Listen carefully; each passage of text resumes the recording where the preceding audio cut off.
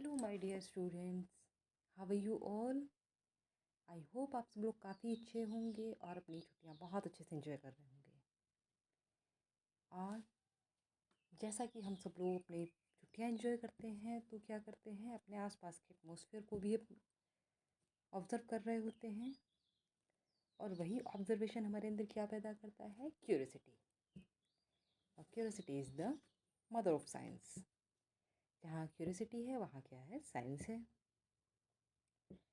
अब क्यूरियोसिटी से याद आता है कि हम लोग हमारी बुक का नाम भी साइंस की का क्या है, क्यूरियोसिटी है।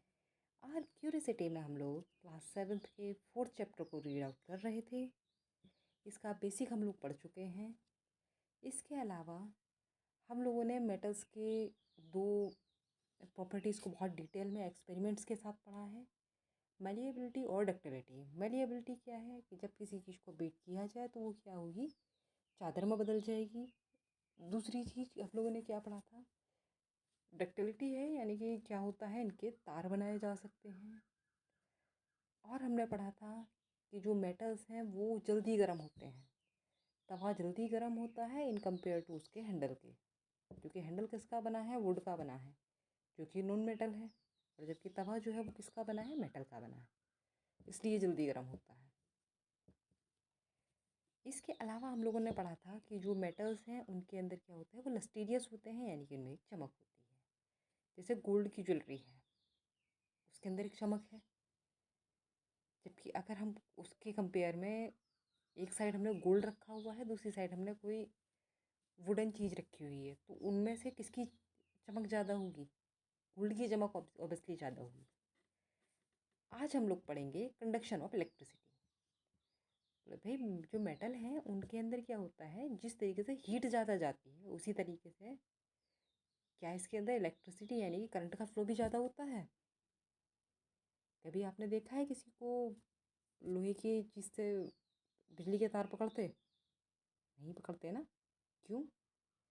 क्योंकि उसके अंदर आपका जो हीट है, सॉरी इलेक्ट्रिसिटी है, इलेक्ट्रिसिटी का कंडक्शन होता है। अब हम इसको अपने चैप्टर के थ्रू जानेंगे। Have you ever seen an electrician using A screw driver? आप सब लोगों ने कभी ना कभी किसी ना किसी इलेक्ट्रिशियन को देखा होगा। उसके पास क्या होता है कि स्क्रू ड्राइवर होता है, जिससे वो अपना जो इलेक्ट्रिक सर्किट्स होते हैं उनको ठीक कर रहा होता है। What type of material is use to making its handle? इसका जो हैंडल होता है जिसको वो अपने हाथ में पकड़ कर रखता है, वो किस मटेरियल का बना होता है? You may have also notice the electrician wearing rubber gloves and shoe while working. और हम लोग क्या देखते हैं कि जो इलेक्ट्रिशियन है वो रबर के ग्लव्स पहनता है और शूज़ पहनता है जब वो वर्क करता है। आप लोगों से भी कहा जाता है कि जिस टाइम हम लोग बिजली के काम करते हैं उस टाइम जूते पहन लेने चाहिए, ग्लव्स पहन लेने चाहिए। What can be the reason for this? आप सोचो इसकी क्या वजह हो सकती है, क्या वजह हो सकती है इसकी? इसकी वजह साफ है बच्चा। जो रबर है वो हमारी नॉन मेटल है, और नॉन मेटल है तो उसमें जो इलेक्ट्रिसिटी है उसका फ्लो होता नहीं है। फ्लो नहीं होगा तो करंट नहीं लगेगा। अब हम क्या करते हैं, let us design and create. अब हम लोग कुछ बनाते हैं, डिज़ाइन एंड इलेक्ट्रिक सर्किट। हम क्या बनाएंगे, एक इलेक्ट्रिक सर्किट बनाएंगे लाइक द टेस्टर। जैसे हमने अपने पिछले चैप्टर में टेस्टर बनाया था उसी तरीके से हम लोग क्या बनाएंगे, इलेक्ट्रिक सर्किट बनाएंगे। Repeat the same activity using materials listed below and record your observation in table 4.2। अब हम क्या करेंगे, कुछ मटेरियल्स लेंगे, उनको फिर से टेस्ट करेंगे और जो भी हमारा ऑब्जर्वेशन आएगा उसको टेबल नंबर 4.2 में अपना नोट करेंगे। You may collect a few objects. कुछ ऑब्जेक्ट्स तुम्हें लेने हैं, such as a piece of aluminium foil, aluminium foil लेना है। एन आयरन आयरन नेल, एक आयरन नेल लेना है। अ लंप ऑफ सल्फर, थोड़ा सा सल्फर लेना है। अ कॉपर वायर, एक कॉपर की वायर आपको लेनी है। अ पीस ऑफ कोल, कोयले का पीस लेना है। A piece of dry wood का पीस लेना है। A stone and razor made of rubber and a piece of nylon rope. और क्या क्या लेना है कि रेजर लेनी है, ड्राई वुड का एक पीस लेना है, स्टोन लेना है। Predict which of these include the bulb of tester glow and which could not, यानी कि हमें क्या देखना है, सबसे पहले हमें पता करना है कौन कौन सी जो मटेरियल्स हैं इसमें से वो जो टेस्ट सर्किट में लगा हुआ बल्ब है उसको ग्लो कर पाएंगे और कुछ ऐसे होंगे जो कि इसको ग्लो नहीं करा पाएंगे। तो चलिए देखते हैं। सबसे पहले क्या है, piece of aluminium foil. Aluminium foil को अगर हम लगाएंगे तो क्या ये ग्लो करा पाएगा? तो ये यस ग्लो करा पाएगा। क्यों करा पाएगा? क्योंकि ये क्या है, हमारा मेटल है, और मेटल है तो क्या है, गुड कंडक्टर ऑफ इलेक्ट्रिसिटी है। आयरन नेल है, आयरन नेल भी मेटल में आती है, तो हाँ ये भी करा पाएगी, और ये भी कैसी हो जाएगी, हमारी गुड कंडक्टर हो जाएगी। लंप ऑफ सल्फर ये हमारा नहीं करा पाएगा, और क्यों नहीं करा पाएगा? क्योंकि ये नॉन मेटल है, और ये कैसा है, ये बैड कंडक्टर है। इसी तरीके से हम क्या करेंगे, बाकी को भी ऑब्जर्व करेंगे। You might have observe that objects made of aluminium, iron, copper make the bulb glow, यानी कि जो एल्यूमिनियम से, आयरन से, कॉपर से बने होंगे वो क्या करेंगे, बल्ब को ग्लो करा पाएंगे। Whereas sulphur, coal, wood, stone, eraser and nylon rope could not make it glow. और दूसरी तरफ जो आपका क्या है, नायलॉन रोप है, वुड है, स्टोन है, इरेजर है, इनको अगर हम लगाएंगे तो क्या होगा, ग्लो नहीं करेगा। Do you see any pattern in glowing the bulbs when using different materials in activity 4.4? जब हमने अलग अलग मटेरियल्स को यूज़ किया, कि आपने कोई पैटर्न यूज़ ऑब्जर्व किया? It is observe that all the materials that the make bulb glow are metals.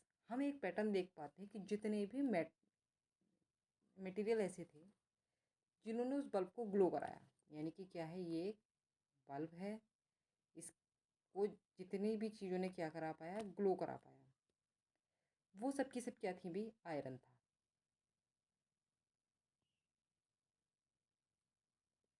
Copper था,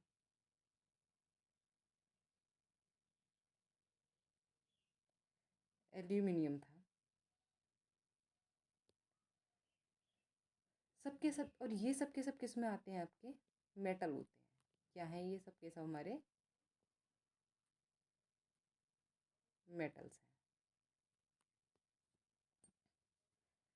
तो हम इस चीज़ से एक कंक्लूज़न निकाल सकते हैं कि जो मेटल्स हैं वो कैसे होते हैं, गुड कंडक्टर ऑफ इलेक्ट्रिसिटी होते हैं। इन कंट्रास्ट, इसके विपरीत, मटीरियल्स दैट प्रिवेंट, यानी कि जिन मटीरियल्स ने प्रिवेंट किया बल्ब को ग्लोइंग करने से, by not allowing the electricity to pass through. ये चीज़ तो हम अपने पिछले चैप्टर से जान चुके हैं कि बल्ब कब ग्लो करेगा, जब इलेक्ट्रिसिटी का फ्लो है। तो यानी कि जब इलेक्ट्रिसिटी का फ्लो जिन्होंने बंद किया, दे आर पुअर कंडक्टर्स। वो कैसे थे, पुअर कंडक्टर्स ऑफ इलेक्ट्रिसिटी के, वो सबके सब हमारे क्या थे, नॉन मेटल्स थे। तो इस चीज़ से हमें एक बात समझ में आती है कि जो आपके मेटल्स हैं वो क्या है, आपके गुड कंडक्टर ऑफ इलेक्ट्रिसिटी है। यहाँ मैं शॉर्ट में आपको लिख कर बताऊँगी क्योंकि यहाँ स्पेस उतना बनता नहीं है। और अगर मैं बात करती हूँ आपके किस चीज़ की, जैसे आपका वुड हो गया,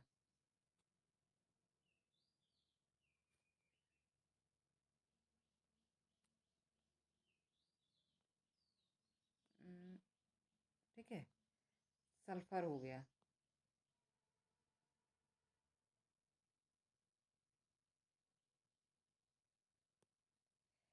या फिर मैं बात करती हूँ रबर हो गई।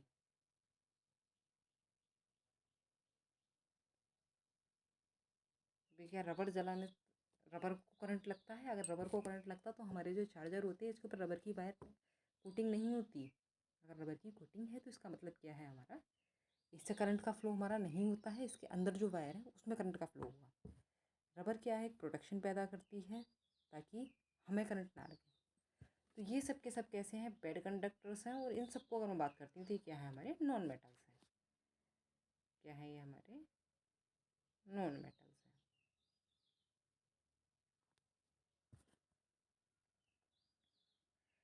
We learned that materials are generally hard lustrous malleable ductile good conductor of heat and electricity. यानी कि हम लोगों ने अभी तक क्या सीखा कि जो मेटल्स हैं वो कैसे हैं बेटा, जनरली हार्ड है। फिर जितनी भी चीज़ें हमने देखी, जैसे एल्यूमिनियम देखा, गोल्ड देखा, सिल्वर देखा, आयरन देखा, ये कैसे जनरली हार्ड है। लस्टीरियस है मतलब सबके साथ के पास एक चमक है। इनको अगर पीट दो तो इनकी क्या बन जाएगी, चादर बन जाएगी। इनके अंदर क्या है, मेलेबिलिटी है। डक्टाइल है मतलब इनके तार बनाए जा सकते हैं। गुड कंडक्टर ऑफ हीट है मतलब ये जल्दी गर्म हो सकते हैं। और इलेक्ट्रिसिटी के भी अच्छे कंडक्टर हैं। अभी हम लोगों ने सीखा कि इनसे क्या होता है, आपका जो इलेक्ट्रिसिटी है उसको फ्लो करने में ये हेल्प करते हैं। Now let us learn about how metals behave in presence of air and water. यानी कि अब तक हमने इसकी क्वालिटीज़ को जान लिया, जिसकी फिजिकल क्वालिटीज़ हैं। अब एयर और वाटर की प्रेजेंस में इनके साथ क्या होता है वो हम जानेंगे। वो क्या है, कुछ केमिकल रिएक्शंस हैं वहाँ। जो मेन चीज़ है हम लोग होते हुए नहीं देख पाते, लेकिन वो एग्जिस्ट करती हैं और उनके इफेक्ट हमें देखने के लिए मिलते हैं। अब आप लोग में से कई लोग सोच रहे होंगे, मैडम ऐसी कौन सी केमिकल रिएक्शन होती है जो हमें सीधे इफेक्ट देखने के लिए मिलता है। तो बच्चा, अगर हम लोगों ने आपके आसपास देखा होगा, कुछ आयरन नेल्स आप कहीं भी ओपन में छोड़ दीजिए, कुछ टाइम के बाद क्या हो, उसके ऊपर बारिश पड़ जाए। बारिश पड़ने के बाद में हवा चलेगी, फिर बारिश पड़ेगी, तो क्या होगा, उस पर धीरे धीरे एक ब्राउन शेड आना स्टार्ट हो जाएगा। क्या ये एक केमिकल रिएक्शन नहीं थी? ये केमिकल रिएक्शन थी जो एयर और वाटर के प्रेजेंस में हुई है। और उसका भाई रिएक्शन होते तो हमने नहीं देखा, बट उसका इफेक्ट हमें देखने के लिए मिला। तांबे के बर्तनों का हरा हो जाना, या थोड़ा गंदा गंदा सा दिख जाना, या चांदी का काला हो जाना। चांदी की पायलें अगर हमने देखी होंगी, कुछ टाइम के बाद क्या होती हैं, ब्लैक पड़ जाती हैं। ब्लैक पड़ जाने की उनकी वजह यही है कि वो एटमॉस्फेयर के साथ में रिएक्शन कर जाती हैं, और एटमॉस्फेयर के साथ रिएक्शन करने के बाद उनके साथ इस तरीके का होता है। तो अब हम जानेंगे ये इस प्रोसेस को कहते क्या हैं, ये प्रोसेस किस तरीके से होता है, और हम इस प्रोसेस को किस तरीके से होने से रोक सकते हैं। क्योंकि इन चीज़ों से क्या होता है, डिके होता है मेटल्स के अंदर। You would have often noticed that iron object develop a brown deposit when left in open for a few days। यानी कि अगर मैंने आपको बताया कि जैसे हम आयरन को खुले में छोड़ दें तो एक ब्राउन कलर का डिपॉजिट इसके ऊपर आ जाएगा। In which conditions would an iron object develop brown deposit? कब आएगा? When it comes into contact with dry air only. अगर खाली हवा के संपर्क में है तो पड़ा रहेगा, नहीं आएगा। नो। अगर मैं कहूँगी when it comes into contact with water only, अगर वाटर के संपर्क में है तो आएगा ओनली, नहीं। कब होगा? जब दोनों के संपर्क में आएगा। अब क्या करते हैं, हम एक एक्टिविटी के थ्रू उसको सीखते हैं। यहाँ देखो, मेन चीज़ है आपकी, आपको 3 बॉटल्स दिखाई दे रही होंगी। पहली बॉटल है, इसके अंदर हमने एक आयरन नेल को डाला हुआ है, और इसमें क्या है, सिर्फ और सिर्फ हवा है। दूसरे में हमने डाला हुआ है, सिर्फ और सिर्फ पानी है। और तीसरे में हमने डाला है, हवा भी है और पानी भी है, क्योंकि हमने क्या करा, इसका ढक्कन खोल दिया। Just a second.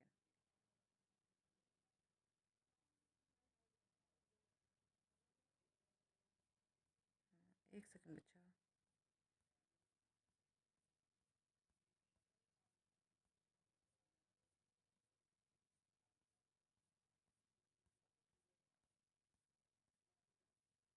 थोड़ा सा टाइम इसको स्टार्ट होने में लगेगा। देखो, यहाँ हम देख पा रहे हैं क्या है, इसका ढक्कन बंद है, यहाँ भी बंद है, लेकिन यहाँ हम लोगों ने क्या किया, इसको ओपन कर दिया। जब ओपन करेंगे तो ये हवा और पानी दोनों के संपर्क में आएगा। तो जब तक ये सिर्फ हवा सिर्फ पानी के संपर्क में है, ऊपर वाली दोनों जो बॉटल्स हैं उनके अंदर हमें ब्राउन डिपॉजिट देखने के लिए नहीं मिलेगा। जो तीसरी वाली बॉटल है उसके अंदर कुछ दिन के बाद हमें ब्राउन डिपॉजिट देखने के लिए मिल जाएगा। वही ऑब्जर्वेशन हमें यहाँ पर लिखना है। प्रेजेंस ऑफ वाटर में, पहली वाली में वाटर नहीं है, सिर्फ एयर है, तो ऑब्जर्वेशन भी हमारा कैसा आएगा, नो में आएगा। दूसरे में वाटर है, एयर नहीं है, तो भी क्या है, नहीं है। यहाँ हमारा वाटर भी है, एयर भी है, तो ये भी हमारा ब्राउन डिपॉजिट भी हमें यहाँ देखने के लिए मिल जाएगा। What can you conclude from this experiment? इस एक्सपेरिमेंट के थ्रू हम लोगों ने क्या सीखा? वही चीज़ जो मैंने अभी आपको ऊपर बताई है कि ए और बी में क्या होगा, कहीं भी कोई भी डिपॉजिट नहीं आएगा, और उसके बाद में जब हम सी में करेंगे तो डिपॉजिट आएगा। इस जो प्रोसेस है, इस प्रोसेस को हम क्या कहते हैं? तो the brown deposit is called rust. इस ब्राउन डिपॉजिट को हम क्या कहते हैं? रस्ट कहते हैं। 1 नंबर में पूछा जाने वाला क्वेश्चन है बच्चा। The process of formation of rust on the object made of iron is called rusting. और इस प्रोसेस को हम क्या कहते हैं? रस्टिंग कहते हैं। कहीं भी जिस चीज़ को मैं अंडरलाइन करती हूँ उसको आप लिख लिया कीजिए, ताकि आपको एक नोट्स के रूप में तैयार होता रहे। Many other metals also exhibit discolouration when kept open in the atmosphere. कुछ और मेटल भी इस तरीके के होते हैं बच्चा, जिनको अगर हम खुले में छोड़ दें तो उनके साथ में डिस्कलरेशन यानी कि उनका जो कलर है वो चेंज होता है। जैसे have you notice the formation of a green coating on the surface of copper objects और a black coating on the surface of silver object? वही चीज़ है तांबे के बर्तनों का हरा पड़ जाना, और आपका जो चांदी होती है उसके ऊपर ब्लैक सरफेस आ जाना। Gradual deterioration of metal surface caused by air, water or other substances known as corrosion। इस तरीके का जो आपका एटमॉस्फेयर चीज़ों का जमा हो जाना है वो क्या कहलाता है? कोरिजन कहलाता है। Do you know the rusting of iron is a serious problem in our country? जो रस्टिंग ऑफ आयरन है ये हमारे देश में बहुत सीरियस प्रॉब्लम है।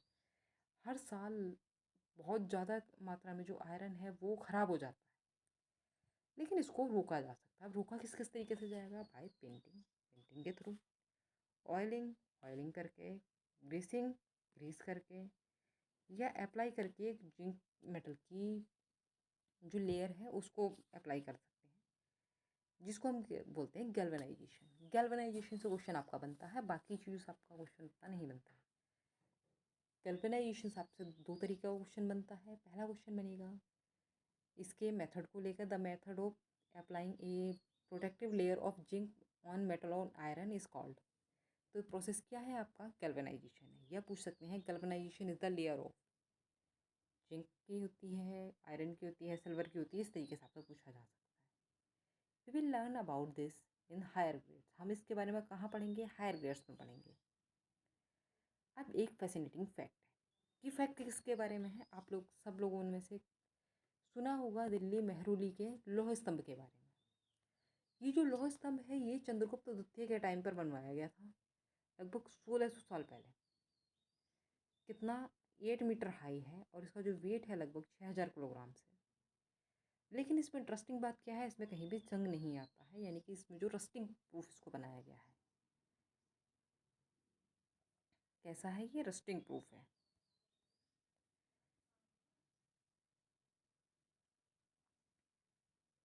इसके बाद हम पढ़ेंगे effect of air and water on other metals. दूसरे कुछ मेटल्स भी होते हैं जिन पर एयर और वाटर का कुछ इफेक्ट पड़ता है, लेकिन हमें हमेशा क्या करना है? इसको देखते हुए चलना है। किस चीज़ के बिहाफ पर? हमें देखते हुए चलना है इसको हमेशा, और हमेशा जो किसी के सुपरविजन में अपने एक्सपेरिमेंट्स करने हैं, जितने भी एक्सपेरिमेंट्स हैं। इस एक्सपेरिमेंट को बच्चा हम लोग अपना नेक्स्ट वीडियो में कवर करेंगे। तब तक के लिए बाय, टेक केयर। आपको ये वीडियो कैसा लगा मुझे कमेंट बॉक्स में ज़रूर बताइएगा। अगर आपको वीडियो पसंद आया तो उसको लाइक कीजिएगा, चैनल को सब्सक्राइब कीजिएगा,